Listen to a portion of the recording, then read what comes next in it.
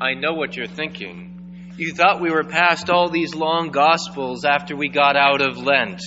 Well, here we are with another longish Gospel.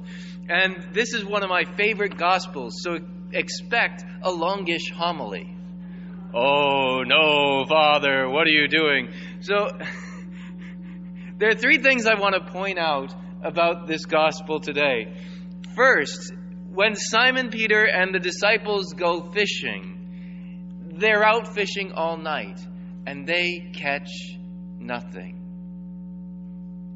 They catch nothing. And then now it's dawn, it's daytime, you don't catch fish in the daytime. And Jesus says, have you caught anything to eat? No, we haven't. Cast your net over the right side of the boat and you will find something. Okay, so they do it. And then they have this marvelous catch. 153 large fish. Don't know why they numbered it. Lots of theories about that. I'm not going to get into all those theories today. But let's just say it was pretty big and the nets weren't torn. And then they recognize it's the Lord, so they go and Simon jumps into the water. They get there, and then they get there, and Jesus has this charcoal fire with fish on it and bread. He's already cooking breakfast. Think about that. God made them breakfast. Now, to me, I'm not sure that a fish sandwich first thing in the morning is exactly what I'd be looking for, but they've been up all night working, so okay. But he makes breakfast for them. But he says, even though he has the fish and the bread, he says, bring some of the fish you just caught. And they do. And then the third piece, when we look at this end of the gospel, Jesus says, Simon, son of John, do you love me more than these? 3 times he says, do you love me? 3 times Peter answers, you know that I love you. 3 times does Jesus commission him, feed my lambs, tend my sheep, feed my sheep. So with these 3 things, these 3 points, I want to talk about how it is in our lives. On our own, we can be working and working and working and not produce anything. We can try and strive to do things for the kingdom. We can try and strive, and on our own, we come up with nothing. We work and we end up with empty nets. But at a word of Jesus, the nets become full. Jesus does it all. There's this beautiful story about a man who was praying, and the Lord said to him, I want you to go out and push that boulder that's in your field. Okay. So he goes out and he's pushing against the boulder with all of his might, all of his strength. At the end of the day, he's exhausted, falls into bed, gets up the next morning and he's praying again, and the Lord says, I want you to go push that boulder. Okay. So he goes out and he's pushing the boulder all day long, and he's getting nowhere. He's exhausted. Guess what? The boulder hasn't moved an inch. Goes back, falls into bed that night. He's exhausted. Third day, he gets up and he's praying and he says, God, please, don't ask me to move that boulder. I can't. I've tried. I can't move that boulder. And God says to him, I never told you to move the boulder. I told you to push the boulder. And then God himself goes and picks up the boulder and moves it. That's in that he was strengthened by his effort and by his obedience to the Lord. But of himself he could do nothing. But then, with that effort that he put in, then God comes and moves. We see then that he makes breakfast for them, right? He's already has this fish and bread there, but the generosity of Almighty God, he wants them to contribute. Bring some of the fish that you just caught.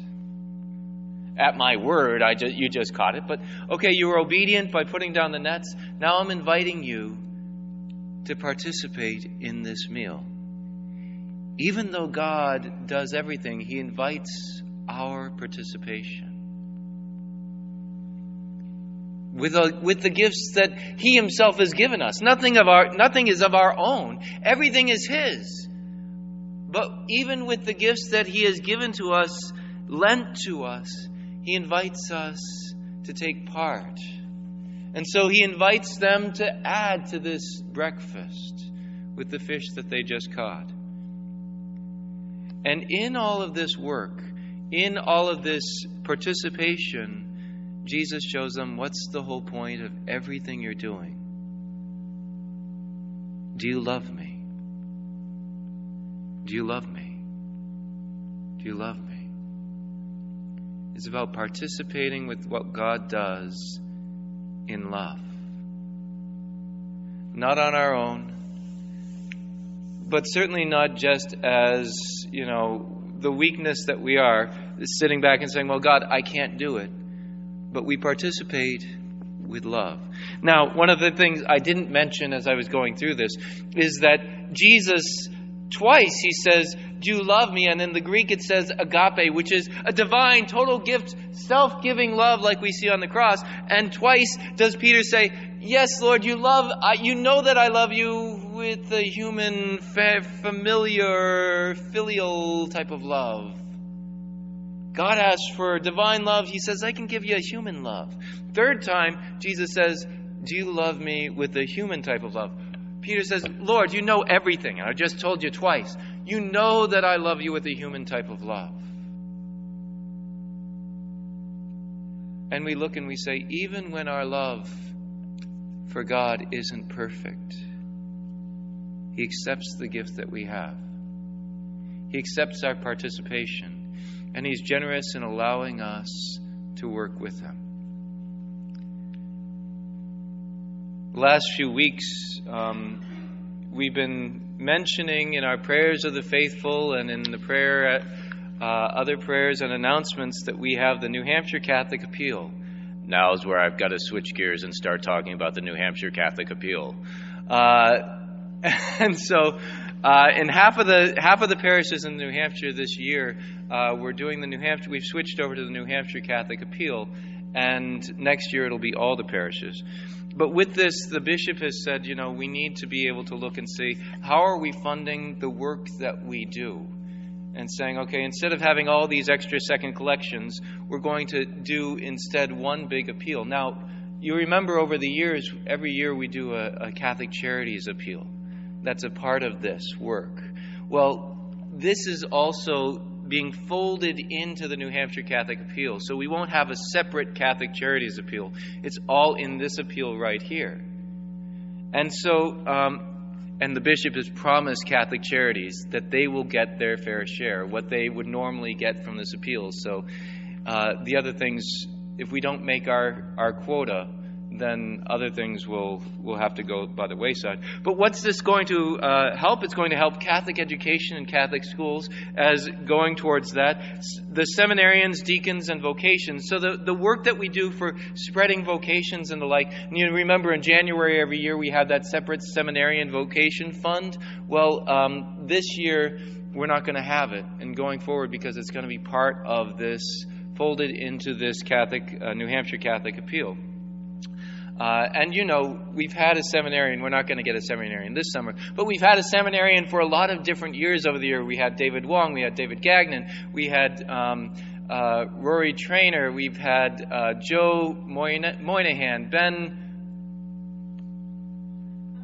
Gorowitz, Eric Willett, and I feel like we've had one more, and I can't remember who that is. But don't tell him that I've forgotten, whoever it is. But we've had all these seminarians come through here, and now, thanks be to God, we've seen Father David and Father David both get ordained, and this year Father Rory will be ordained as Father Rory. So in just a month's time, it's so exciting.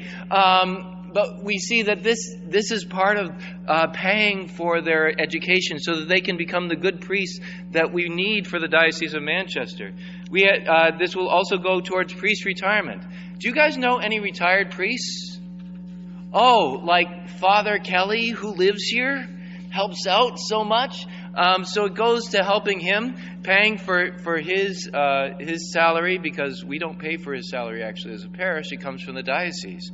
So it goes to the retirement. For Parable Magazine, there's a parish-to-parish support system which helps other parishes in the diocese.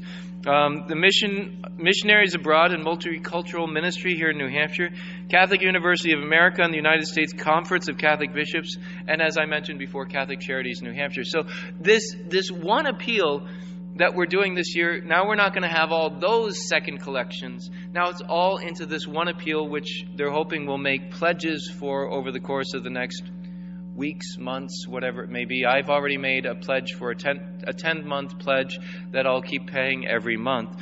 And with all this, it's there to help support what we do with the diocese. Now, just a couple of things with that. The standard questions that get asked, like how much of it goes to the ministry and education and the parishes and the like, it's going to be 96 to 97%. So only 3 to 4% is going towards administration fees of all this. Many of the second collections, including the Retired Priest Fund and the annual Catholic Charities Appeal and Seminarian collections, now will be suppressed because of this.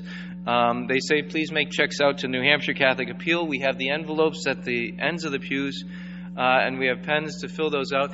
I invite you either to choose to make a gift today or to think about and pray about it over the next few weeks about the appeal that you're going to do. Why is this important? And I want to tie this in with the gospel because it's very important that what we do here, of our own, it's nothing. We can strive and work all we want, but it's not going to bring any fruit. But when Jesus invites us, when He invites us to participate, we can lower the nets and we'll see great fruit. We'll see great fruit. When He comes and brings us the meal, He says, I want you to participate. Does God need our money? What's the answer? No, God does not need our money.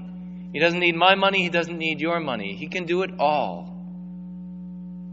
But He wants us to participate because He's generous.